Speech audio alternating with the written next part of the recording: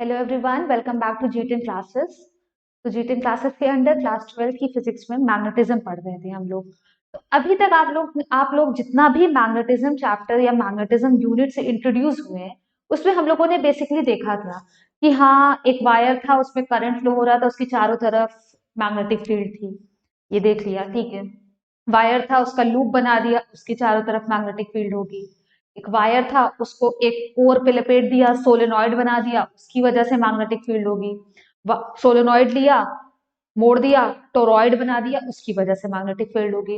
Ampere circuital law से कुछ proof देखे, बायोट सेवर्ट लॉ से कुछ प्रूफ देखे। अब उसके बाद हम लोग अब मूव करते हैं अपने पार्ट 4 वीडियो पे, जहां पे हम लोग पढ़ेंगे motion of a charge particle. Motion of a charge particle मतलब कि जैसे अभी तक क्या हम लोगों ने देखा था, अगर इलेक्ट्रोस्टैटिक्स से हम लोग इसकी एनालॉगी ले तो इलेक्ट्रोस्टैटिक्स में क्या होता था कि कोई चार्ज रखा है, ठीक है भैया, कोई चार्ज रखा है, चारों तरफ इलेक्ट्रिक फील्ड होगी। यहाँ पे कोई करंट कैरिंग वायर है, चारों तरफ मैग्नेटिक फील्ड होगी। वहां पे हम लोगों ने क्या देखा कि उस इलेक्ट्रिक फील्ड में अगर कोई दूसरा चार्ज पार्टिकल आ जाएगा तो क्या होगा।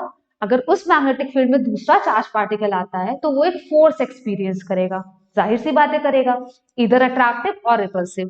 सिमिलरली यहाँ पे अभी बेसिकली क्या है कि हाँ ठीक है, वहां पे चार चार्ज के बीच में हो रहा होगा तो आप सोच लोगे यहाँ पे भी तो करंट कैरिंग वायर और करंट कैरिंग वायर के बीच में ही होना चाहिए।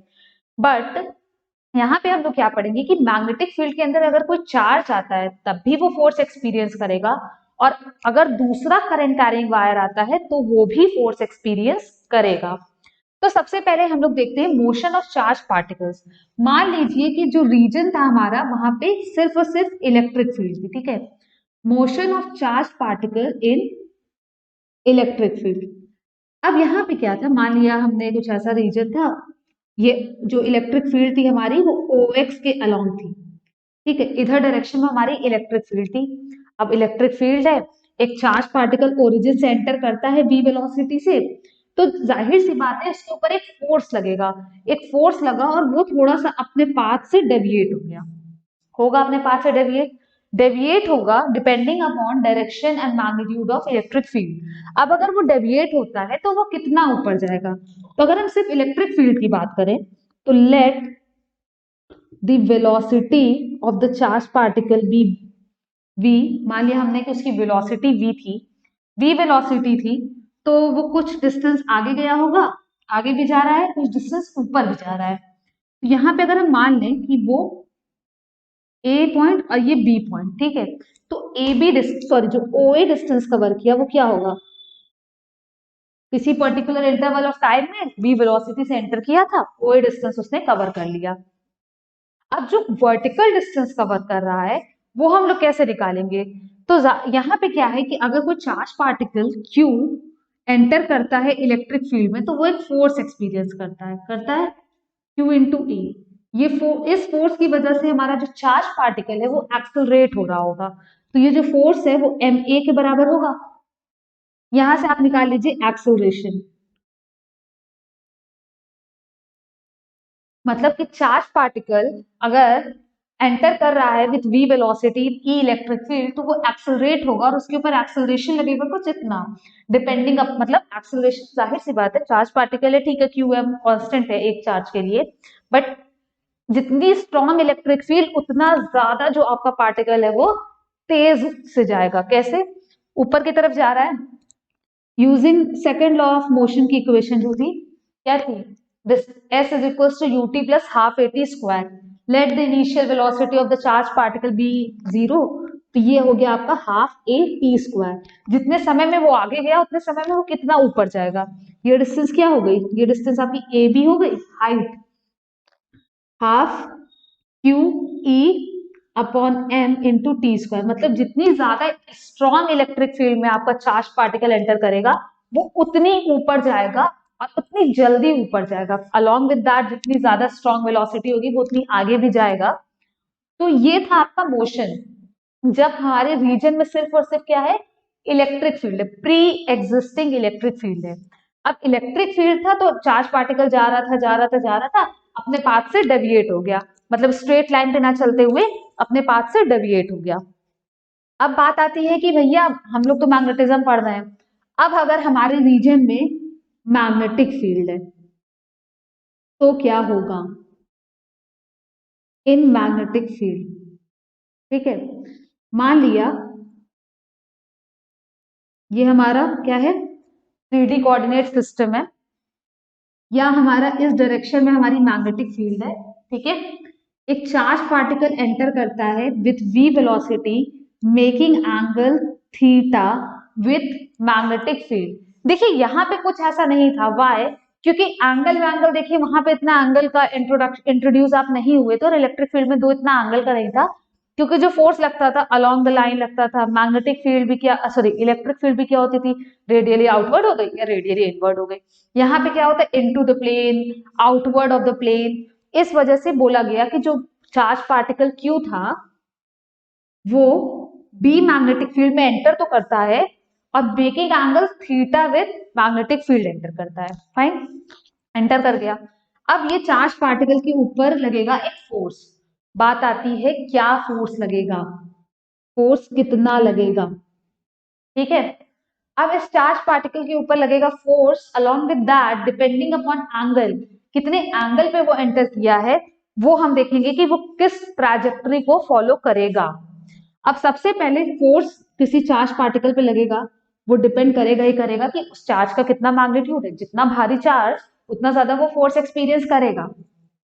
उसके बाद जो फोर्स है वो डायरेक्टली प्रोपोर्शनल होगा मैग्नेटिक फील्ड के, क्योंकि अगर कोई चार्ज पार्टिकल है वो मैग्नेटिक फील्ड में एंटर कर रहा है तो जितनी ज्यादा स्ट्रॉन्ग मैग्नेटिक फील्ड होगी उतना ज्यादा वो फोर्स एक्सपीरियंस करेगा करेगा।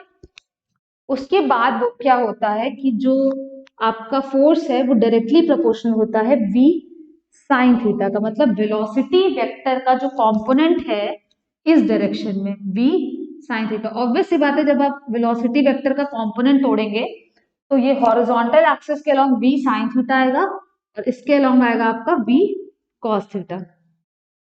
तो कुल मिला के जो फोर्स है वो तीन चीजों पर डिपेंड कर रहा है। मैग्नीट्यूड ऑफ चार्ज, चार्ज कैसा है, पॉजिटिव है नेगेटिव है, कितना बड़ा चार्ज है कितना छोटा चार्ज है। मैग्नेटिक फील्ड की इंटेंसिटी क्या है, वेलोसिटी वेक्टर क्या है, अलोंग विद दैट वेलोसिटी और मैग्नेटिक फील्ड के बीच में कितना एंगल है।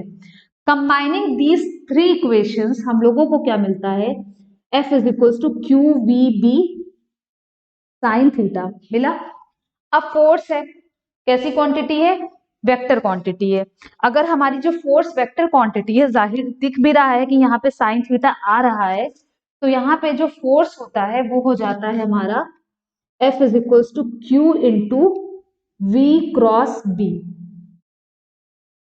क्योंकि जो साइन थीटा आप इंक्लूड कर रहे थे वो किसके बीच में कर रहे थे, वेलोसिटी और मैग्नेटिक फील्ड के बीच में। तो जब इसको हम लोग स्केलर फॉर्म में लिखेंगे, इसका मैग्नीट्यूड लेंगे तो mod of v B into sine theta खुद ब खुद आ जाएगा। तो ये था हमारा मैग्नेटिक फोर्स, इसको आप ये कह सकते हैं मैग्नेटिक फोर्स। क्योंकि भैया इलेक्ट्रोस्टैटिक में भी तो आप लोग पढ़ते थे तो उसको इलेक्ट्रिक फोर्स ही कहते थे ना, कि अगर कोई चार्ज पार्टिकल है वो इलेक्ट्रिक फील्ड में एंटर कर रहा है तो उसके ऊपर एक इलेक्ट्रिक फोर्स लगेगा QE, और अगर वो मैग्नेटिक फील्ड में एंटर कर रहा है तो उसके ऊपर एक मैग्नेटिक फोर्स लगेगा QV क्रॉस B। तो फोर्स कैसा हो गया, parallel to V cross B हो गया अगर चार्ज पॉजिटिव है तो, और force anti parallel to V cross B हो गया अगर चार्ज हमारा नेगेटिव है। मतलब अगर चार्ज पॉजिटिव है तो फोर्स का डायरेक्शन ये हो गया, क्योंकि अगर V हमारा जो है x एक्सिस के अलॉन्ग है मान लीजिए और B हमारा y एक्सिस के अलॉन्ग है, तो दोनों का क्रॉस क्या आएगा, z एक्सिस के अलॉन्ग होगा। तो ये था motion of charge particle in magnetic field and electric field. ठीक है, तो कुल मिलाकर क्या कहानी का सारांश क्या निकलता है कि अगर एक चार्ज पार्टिकल है वो इलेक्ट्रिक फील्ड में एंटर करता है तो उसके ऊपर इलेक्ट्रिक फोर्स लगता है। अगर इसको भी वेक्टर क्वांटिटी में लिखना है तो आप ये भी लिख सकते हैं, और अगर वो मैग्नेटिक फील्ड में एंटर करता है तो उसके ऊपर एक मैग्नेटिक फोर्स लगता है। ठीक है, इतनी सी कहानी आई जिसपे न्यूमेरिकल्स आपको मिलेंगे। अब बात आती है कि डिपेंडिंग अपॉन एंगल थीटा आपकी जो भी चार्ज पार्टिकल, अब चार्ज पार्टिकल पे फोर्स लग रहा है तो उसकी कुछ ना कुछ ट्रैजेक्टरी होगी, कोई ना कोई वो पाथ फॉलो कर रहा होगा कि वो कैसे चलेगा आगे, किस रास्ते पे जाएगा, वो डिपेंड करता है सिर्फ और सिर्फ किस पे, थीटा पे डिपेंड करता है। तो पहले आप वीडियो को पॉज करके इतना नोट डाउन कर लीजिए, फिर हम लोग आगे मूव करते हैं। ट्रैजेक्टरी देखने से पहले हम लोग एक चीज और देखना चाहेंगे, लॉरेंट्ज फोर्स। लॉरेंट्ज फोर्स क्या होता है? मान लीजिए कि आपका जो भी चार्ज पार्टिकल था वो एक पर्टिकुलर रीजन में एंटर करता है और वहां पे इलेक्ट्रिक फील्ड और मैग्नेटिक फील्ड दोनों है। बहुत छोटा सा कॉन्सेप्ट है लॉरेंट्ज फोर्स का, कुछ नहीं है, बस एक टर्म है, वो इंट्रोड्यूस किया गया, तो आपको भी उससे अवेयर होना चाहिए कि कहीं बोल दिया जाए कि लॉरेंट्ज फोर्स क्या है, तो ऐसा ना हो कि लो भैया मैग्नेटिज्म पूरा पढ़ के आए और लॉरेंट्ज फोर्स इनको नहीं पता है। तो लॉरेंट्ज फोर्स कुछ नहीं होता है, क्या है इसमें, स्पेलिंग का ध्यान रखिएगा। लॉरेंट्ज फोर्स, अगर आपका कोई चार्ज पार्टिकल है वो एक ऐसे रीजन में एंटर करता है जहां पे इलेक्ट्रिक फील्ड भी है और मैग्नेटिक फील्ड भी है, तो जो टोटल फोर्स वो एक्सपीरियंस करेगा charge particle, total force experienced bye charged particle, वो कितना होगा? Electric force plus magnetic force होगा, खत्म बात। इलेक्ट्रिक फोर्स क्या है? क्यू ई, और मैग्नेटिक फोर्स क्या है? Q V cross B. This total force is what is known as Lorentz force. If a charged particle with velocity v enters a particular region जहां पे दोनों field है, E electric field and B magnetic field, तो उसके ऊपर force लगेगा दोनों की वजह से, और जो हमारा चार्ज पार्टिकल मूव करेगा वो दोनों के रिजल्टेंट के डायरेक्शन में मूव करेगा। ठीक है, इतना नोट डाउन कीजिए। अब हम लोग ट्रैजेक्टरी देखते हैं कि अगर आपके पास आपका कोई charge particle uniform magnetic field में एंटर करता है तो उसके उसकी ट्रैजेक्टरी क्या होगी। ठीक है,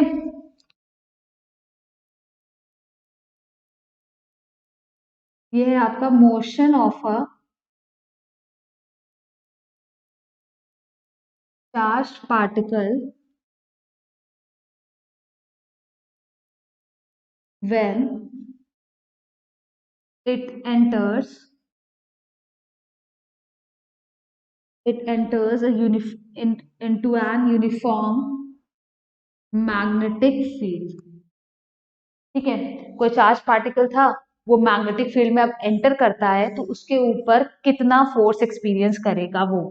मान लेते हैं केस वन कि जो V है वो परपेंडिकुलर है मैग्नेटिक फील्ड के, मतलब मान लीजिए कि एक रीजन था जहां पे magnetic field into the plane थी, मतलब डाउनवर्ड डायरेक्शन में है। सिंपल सही है, अपवर्ड भी आप ले सकते हैं। यहाँ पे हमारे पास एक चार्ज पार्टिकल है Q, वो एंटर करता है विथ v वेलोसिटी। अब देखिए चार्ज पार्टिकल की का डायरेक्शन इधर है, वेलोसिटी का डायरेक्शन इधर है और मैग्नेटिक फील्ड अंदर है, दोनों के बीच में कितना एंगल बना? 90 डिग्री का एंगल बना। तो जैसे ये चार्ज पार्टिकल यहाँ एंटर करेगा, ये किस तरह का पाथ फॉलो करेगा? सर्कुलर पाथ फॉलो करेगा, circular path of radius r, और फिर वो अपना उस सर्कुलर पाथ में मूव करने लगेगा। तो पूछा जाता है कि मान लीजिए एक मार्क के क्वेश्चन में पूछ लिया, दो इसमें न्यूमेरिकल्स बहुत आते हैं कि if velocity vector is perpendicular to magnetic field then the trajectory of charged particle will be circular। Fine, इतना हो गया। ठीक है, अब देखिए इसके ऊपर लगेगा सबसे पहले तो एक मैग्नेटिक फोर्स लगेगा, क्यू वी बी साइन 90, ये हो गया आपका क्यू वी बी। अब अगर ये एक सर्कुलर पाथ में मूव कर रहा है तो इसके ऊपर एक लगेगा क्या? सेंट्रीपिटल फोर्स, सेंट्रीपिटल फोर्स लगेगा। सेंट्रीपिटल फोर्स कितना होगा? mv² होगा।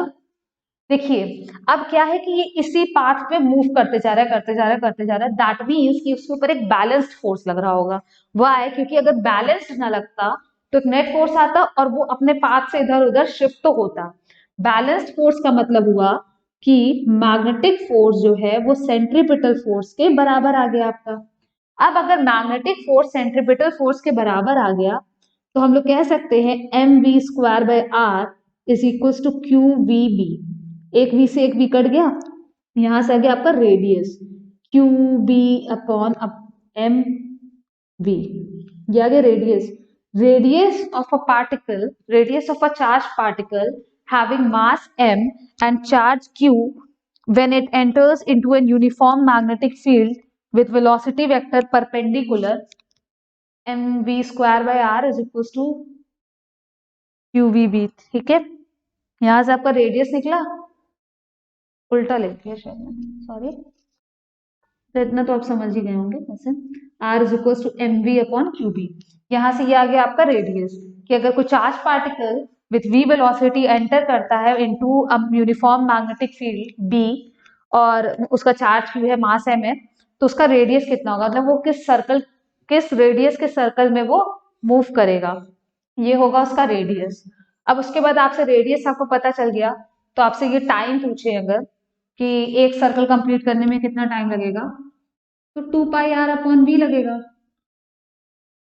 2π/v, आर की जगह पर रख दीजिए आप mv/qb, v से v कैंसिल, ये हो गया आपका 2πm/qb। अब क्वेश्चन क्या आता है, देखिए पहले तो प्रूफ इंपॉर्टेंट, दूसरी चीज क्वेश्चन क्या आता है कि बोल दिया कि एक अल्फा पार्टिकल है, एक इलेक्ट्रॉन है और एक प्रोटॉन है, वो तीनों पार्टिकल विथ v वेलोसिटी एक सेम मैग्नेटिक फील्ड b में एंटर करते हैं विथ सेम वेलोसिटी। किसका रेडियस बड़ा होगा, किसका रेडियस छोटा होगा, तो आपको क्या करना है, आपको m/q का रेशियो निकाल लेना है।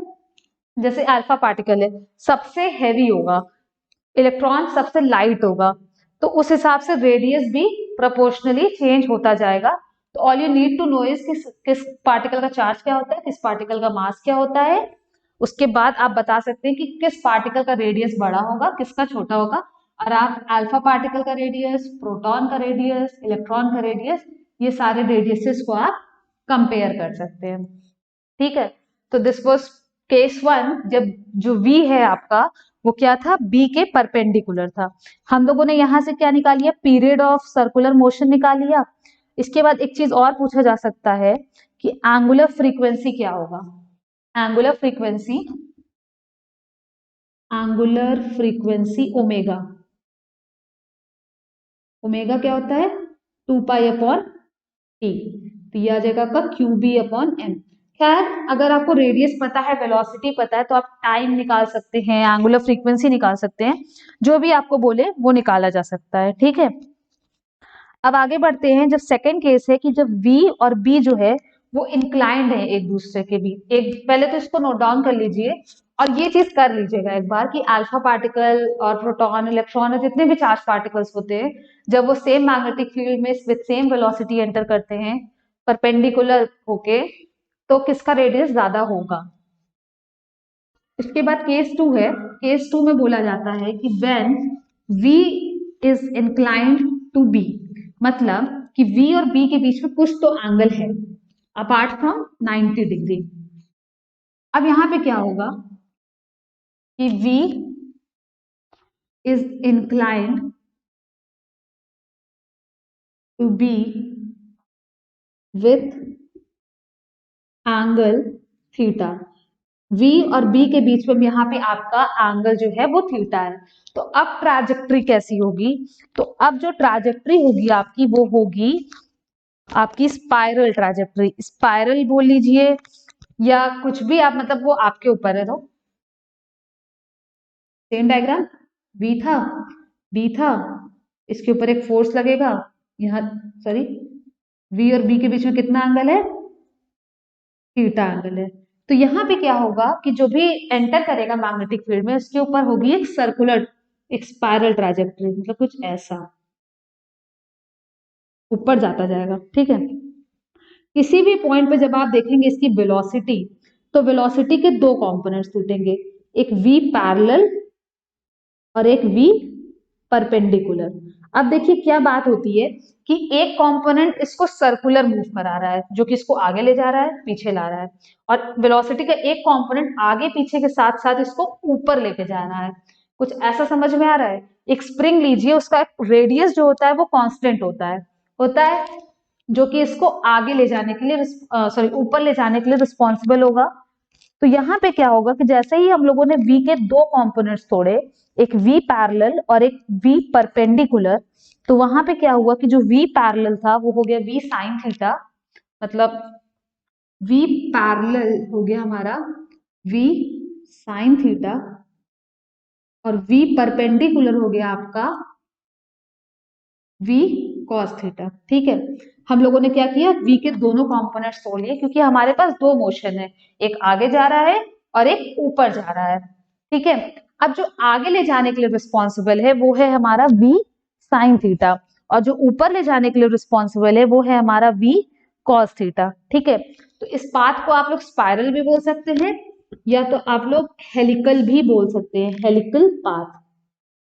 अब देखिए, हेलिकल पाथ में दो चीजें हैं, एक तो है कि वो सर्कुलर मोशन तो कर ही रहा है, और सर्कुलर करते करते वो ऊपर उठता चला जा रहा है, तो दो सक्सेसिव रिंग्स के बीच में जो डिस्टेंस होता है उसको बोलते हैं पिच। ठीक है, दो सक्सेसिव रिंग्स सर्कल्स के बीच में जो डिस्टेंस है उसको बोला गया पिच, और अलॉन्ग विद दैट वो रेडियस तो कुछ कवर कर ही रहा है। हम लोगों ने रेडियस का फॉर्मूला भी डिराइव किया था mv अपॉन क्यूबी, वहां पे यहाँ पे हम लोग क्या लेंगे, radius is equal to M V perpendicular upon Q B. Why, क्योंकि सॉरी v पैरेलल, क्योंकि v का जो पैरेलल वाला कंपोनेंट है उसी की वजह से जो चार्ज पार्टिकल है वो आगे जा रहा है और फिर पीछे आ रहा है, मतलब एक सर्कल पूरा कर रहा है। तो रेडियस कितना हो गया आपका, M V sine theta upon में क्यूबी होगा, ये हो गया आपका रेडियस का फॉर्मूला। सेम तरह से आया कि आपने सेंट्रीपिटल फोर्स और मैग्नेटिक फोर्स को बराबर किया, बट यहाँ पे जो वेलोसिटी का कंपोनेंट लिया है वो भी पैरेलल वाला कंपोनेंट लिया है। ठीक है, उम्मीद करते हैं कि यहाँ तक कोई दिक्कत नहीं होगी। अब एक सर्कल जब पूरा हो जाएगा तब वो ऊपर वाले सर्कल में मूव करेगा, तो टाइम पीरियड क्या होगा आपका, 2 pi r upon v, 2 pi r upon v मतलब 2 pi m sine theta upon Q B. इतना समय लगेगा उसको एक सर्कल पूरा करने में, और इतने समय के बाद जो आपका सर्कल सॉरी जो आपका पार्टिकल है वो दूसरे सर्कल में मूव करेगा। तो कुल इतना समय लग रहा है ना यहाँ से यहाँ मूव करने में, मतलब जो पिच है आपकी डिस्टेंस वो क्या है, स्पीड इनटू टाइम पीरियड, क्योंकि इतने समय के बाद ही वो इतना डिस्टेंस ऊपर उठेगा। तो पिच हो गई आपकी 2 पाई एम वी, या तो ये भी कर सकते हैं, अच्छा चलिए छोड़िए, यहां से अगर हम लोग ये निकालें पिच डिस्टेंस है, पिच के लिए कौन सी वेलोसिटी का कंपोनेंट रिस्पॉन्सिबल है, वी परपेंडिकुलर। वाई, क्योंकि जो वी परपेंडिकुलर कंपोनेंट है वही चार्ज पार्टिकल को ऊपर उठाएगा उठाएगा तो V perpendicular into time period से आप निकालेंगे पिच। तो यहाँ पे दो चीजें आई, रेडियस और पिच। ठीक है, टाइम पीरियड आपका निकल ही गया था 2 pi m sine theta upon Q B. अच्छा, यहाँ पे एक चीज और कि अगर आपका जो टाइम पीरियड है वो क्या आएगा, 2 पाई आर अपॉन वी आएगा कि 2 pi r upon something else आएगा। एक चीज और है, मतलब ये डाउट हो सकता है, जैसे कि अगर हम लोग टाइम पीरियड किसके लिए ले रहे हैं, सर्कुलर वाले के लिए ले रहे हैं, तो वेलोसिटी कौन सी लेंगे, जिस वेलोसिटी की वजह से वो सर्कुलर पाथ में मूव कर रहा है लेंगे। तो ये साइन थीटा आपका कैंसिल हो जाएगा, हटा ही देते हैं। ये वाला जो टाइम पीरियड था ये अभी हम लोगों ने पिछले प्रूफ में भी देखा था, टाइम पीरियड आ रहा था 2 pi M upon Q B. इतना टाइम लगेगा उसको आर रेडियस का सर्कल कंप्लीट करने में। फिर हम लोगों ने पिच निकाला, पिच निकालने के लिए कौन सा कंपोनेंट लिया, वी परपेंडिकुलर, मतलब ये वाला कंपोनेंट यूज करेंगे हम लोग पिच निकालने में, और ये वाला कंपोनेंट हम लोग यूज करेंगे रेडियस निकालने में। Pitch v perpendicular is v cos theta, तो ये हो गया आपका 2 pi m v cos theta upon Q B, मतलब कि इतना डिस्टेंस होगा आपके दो सक्सेसिव सर्कल्स के बीच में। तो कैसा पाथ फॉलो कर रहा है आपका ये charge particle, helical path follow कर रहा है। दैट मीन्स कि अगर बी और बी के बीच में कोई भी एंगल होता है, कीपिंग इन माइंड कि ये एक्यूट एंगल हो, क्योंकि अभी मतलब ये तो बोर्ड लेवल पे पढ़ा रहे हैं आप लोग, थोड़ा सा और लेवल पे जाए तब थोड़ा सा हाई लेवल देखेंगे तो और चीजें भी इंट्रोड्यूस होंगी, पर मेजर जो क्वेश्चंस आते हैं वो इसी पे आते हैं कि एक वी और बी परपेंडिकुलर हो जाता है और एक वी और बी के बीच में कोई भी एंगल लेके चलते हैं। परपेंडिकुलर है तब तो वो सर्कुलर पाथ फॉलो करेगा ऑफ आर रेडियस, और दोनों के बीच में कोई भी एंगल है तो दो कंपोनेंट तोड़िए, एक सर्कुलर पाथ के लिए रिस्पॉन्सिबल और दूसरा कंपोनेंट उसको ऊपर उठाने के लिए responsible. So that was all about motion of charged particle when it enters into uniform magnetic field. Uniform magnetic field में कोई चार्ज पार्टिकल एंटर करेगा, उसके ऊपर फोर्स लगेगा, depending upon angle between velocity and magnetic field उसकी आप trajectory define कर सकते हैं, सर्कुलर या तो हेलिकल। अब इस पर्टिकुलर टॉपिक में बस एक चीज बची है आपकी, जो हम लोग अगले वीडियो में कवर करेंगे, वो है डिवाइस साइक्लोट्रॉन।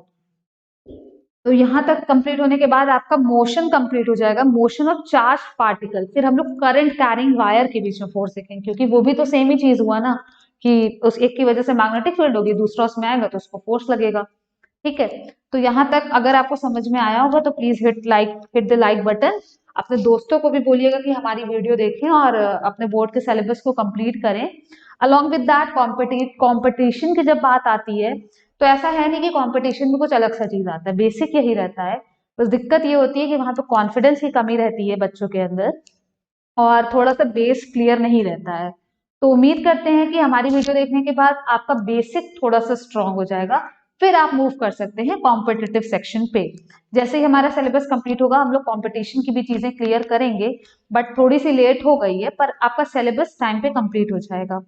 ठीक है, तो क्वेश्चंस कंप्लीट करिएगा, नोट्स प्रॉपरली बनाइएगा। उसके बाद हम लोग की अगली वीडियो साइक्लोट्रॉन में हम लोग मिलते हैं। Till then enjoy your day.